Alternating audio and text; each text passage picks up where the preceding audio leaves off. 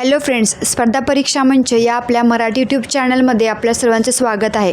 तर आजच्या व्हिडिओमध्ये आपण बघणार आहोत 19 मे 2026 या दिवशीच्या महत्त्वाच्या चालू घडामोडी. तर चला व्हिडिओला सुरुवात करूया. नुकतेच पंतप्रधान नरेंद्र मोदी यांना royal order of the polar star हा सर्वोच्च नागरी सन्मान कोणत्या देशाने प्रदान केला आहे?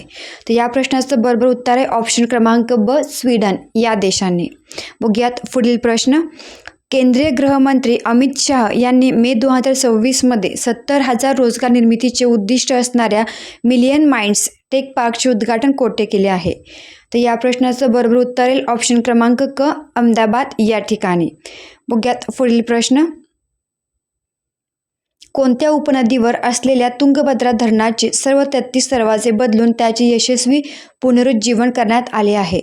तर या प्रश्नाचं बरोबर उत्तर येईल ऑप्शन क्रमांक क, कृष्णा या नदीवरील. बघूयात नेक्स्ट क्वेश्चन. AI आधारित बहुभाषिक आरोग्य सेवा पुरवण्यासाठी कोणत्या मंत्रालयाने डिजिटल इंडिया भाषिणी विभागासोबत करार केला आहे? तर आयुष मंत्रालय ब हे या प्रश्नाचं बरोबर उत्तर असेल. बघूयात पुढील प्रश्न.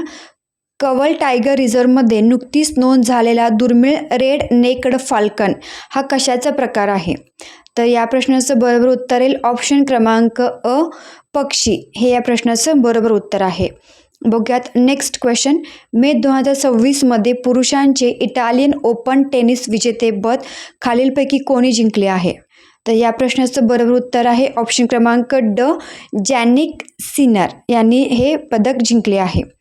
Next question. भारतीय विशिष्ट ओळख प्राधिकरण म्हणजेच UIDAI चे नवीन मुख्य कार्यकारी अधिकारी म्हणून कोणाची नियुक्ती करण्यात आली आहे?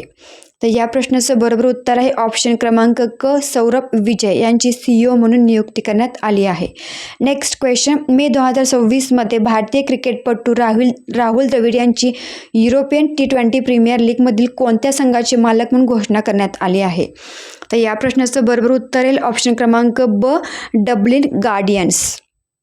बघूयात नेक्स्ट क्वेश्चन. मे 2026मध्ये माउंट एव्हरेस्टवर विक्रमी 32व्यांदा चढाई करून इतिहास रचणारे एव्हरेस्ट मॅन म्हणून ओळखले जाणारे गिर्यारोहक कोण आहेत?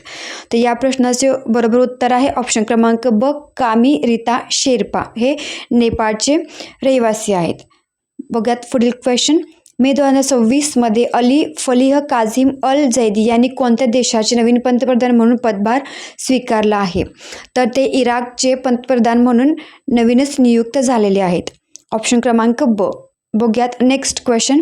नुकतेच नेदरलँड्स देशाकडून भारताला परत करण्यात आलेले 11व्या शतकातील ऐतिहासिक लायडन ताम्रपट म्हणजेच लायडन प्लेट्स खालीलपैकी कोणत्या प्राचीन भारतीय राजवंशाशी संबंधित आहेत?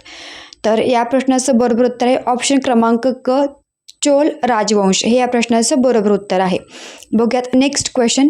संयुक्त राष्ट्र महासभेने म्हणजेच UNGA कोणत्या दिवसाला जागतिक fair play day, world fair play day म्हणून घोषित केले आहे? तर 19 मे हा वर्ल्ड फेअर प्ले डे म्हणून घोषित केलेला आहे. Next question.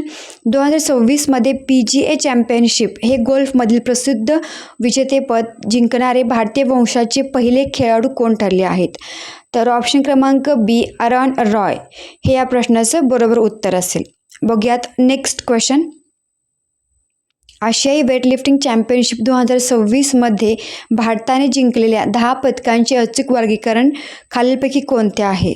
म्हणजे किती पदके जिंकले? 10. तर त्याचे वर्गीकरण आहे 1 रौप्य आणि 9 कांस्य पदक जिंकलेले आहे. तर ऑप्शन क्रमांक सी हे या प्रश्नाचं बरोबर उत्तर येईल.